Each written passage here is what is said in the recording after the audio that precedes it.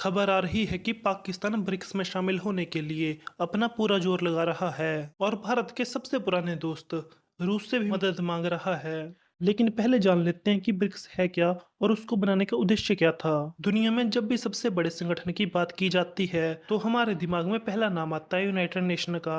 लेकिन United nation में America Europe के देशों के साथ मिलकर अपनी दादागिरी चलाता है, जिसका सबसे बुरा रूस और चीन को लगता है। और पहले के टाइम में अगर आप देखोगे तो पाकिस्तान का साथ अमेरिका खुलकर देता था, जिसकी वजह से भारत को भी इस बात का बुरा लगता था कि अमेरिका के पास सारी पावर यूएन में है। तो इन सब देशों ने मिलकर एक संगठन बनाने का सोचा, जिसके मूल संगठन की स्थापना 2006 में हुई और इसका पहला शिखर सम्मेलन 2009 में हुआ। पहले इस संगठन का नाम ब्रिक होता था, लेकिन 2010 में इस संगठन में साउथ अफ्रीका भी शामिल हो गया। तब से इस संगठन का नाम ब्रिक्स हो गया।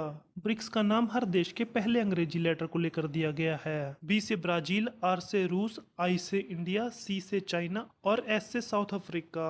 ब्रिक्स को बनाने का उद्देश्य ऑलमोस्ट वही सारे काम करना है जो आज के टाइम में यूनाइटेड नेशन करता है। और अब धीरे धीरे ब्रिक्स बड़ा भी हो रहा है।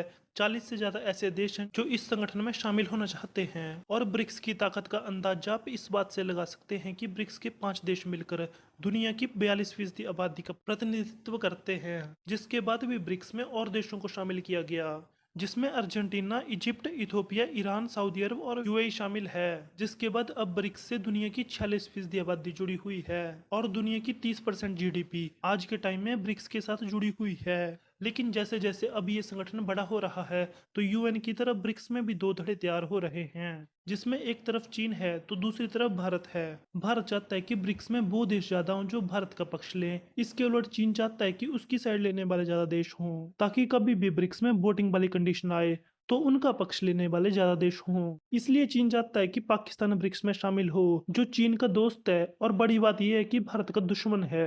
तो अगर वोटिंग वाली कोई कंडीशन आती है तो पाकिस्तान कभी भी भारत का साथ नहीं देगा। इसी कारण भारत नहीं चाहता कि पाकिस्तान ब्रिक्स में शामिल हो। लेकिन पाकिस्तान ने ब्रिक्स में शामिल होने के लिए चीन की सहायता से नई चाल चली है। पाकिस्तान ने अपना एक राजदूत रूस भेजा है ताकि पुतिन सरकार पर ब्रिक्स की सदस्यता के लिए दबाव डाला जा सके। पाकिस्तान सीनेट के डिफेंस कमेटी के चेयरमैन मुशाहिदीन हुसैन सैयद मॉस्को पहुंचे हैं ताकि रूस को अपने पल्ले में लाया जा सके।